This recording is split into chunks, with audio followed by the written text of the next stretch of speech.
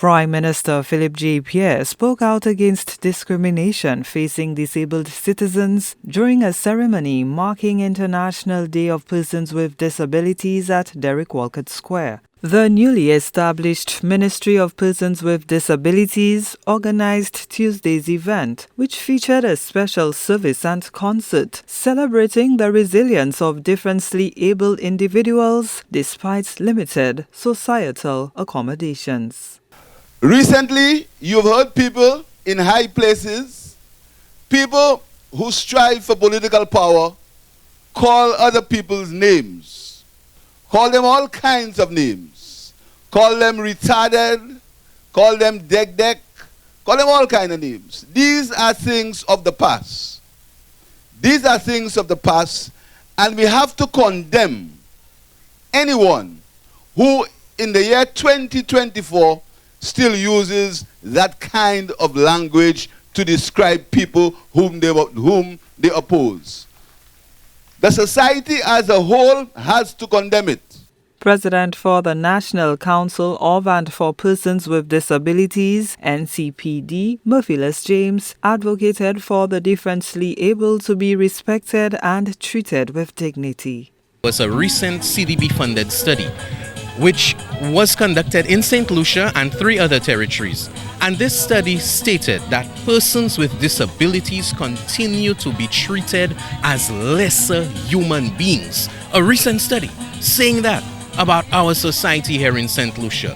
This cannot be our future. It cannot be our reality. So we continue to encourage that empathy, that awareness for the rights of people with disabilities, that once we are given the right support, the right infrastructure, the right legislation and policies are implemented, which will allow us to access education, healthcare, all public services, employment, we can make a difference by contributing to the development of this nation. Executive Director of the St. Lucia Blind Welfare Association, Anthony Arrow, put the journey of persons with disabilities in the Caribbean into historical context. The first seed was sown in the English-speaking Caribbean by a man from Guyana. His name was James Alves. He traversed the Caribbean by sailboats. His mission was to start services for people living with blindness and vision impairment. The first island which responded positively was Trinidad and Tobago.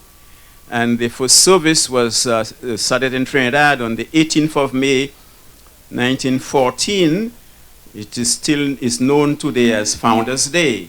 International Day of Persons with Disabilities is an occasion to promote the welfare of the differently able.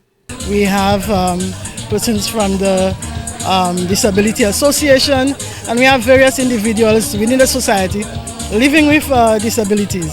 So we brought all of them here today so that we can recognize their effort and their resilience in living in a society with a disability.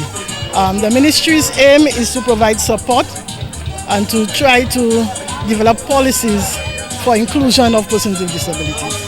The Permanent Secretary in the Ministry of Social Justice, Equity and Empowerment reaffirmed the department's commitment to creating a society where everyone, regardless of ability, can contribute meaningfully to the economy. As we continue to observe and support persons with disabilities among us, we must allow their resilience, talents and dedication to remind us of their impactful contributions as leaders, policy makers, and even serving as inspiration to many of us. At the ministry, our commitment remains steadfast to equity, respect, and inclusion, nothing less than a posture to advance the rights of persons with disabilities. International Day of Persons with Disabilities seeks to promote the equitable inclusion of the differently able in all aspects of life. Gina Filippi, HDS News Force.